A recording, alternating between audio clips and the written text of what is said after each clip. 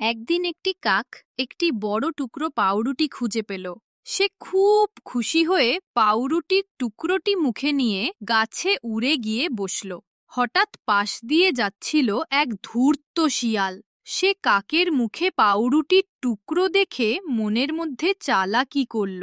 শিয়ালটি ভাবল, এই পাউরুটির টুকরো যদি আমি পেতাম, দেখি কিভাবে কাকের কাছ থেকে এটা নেওয়া যায়। সে গাছের নিচে গিয়ে কাককে বলল, ওহে সুন্দর কাক ভাই, তোমার মতো মিষ্টি গলা আর কারো নেই। তুমি যদি একটু গান শোনাও, আমি খুব খুশি হব। কাকটি গর্বে ফুলে উঠল। ভাবল, আমি তো এত সুন্দর গাই, আমাকে যদি কেউ গান গাইতে বলে, সেটা তো গর্বের কথা। সে গান গাওয়ার জন্য মুখ খুলতেই পাউরুটির টুকরোটা পড়ে গেল নিচে। শিয়াল সঙ্গে সঙ্গে সেটি কুড়িয়ে নিয়ে দৌড়ে পালালো। কাকটি তখন বুঝল সে শিয়ালের মিষ্টি কথায় বোকা হয়েছে।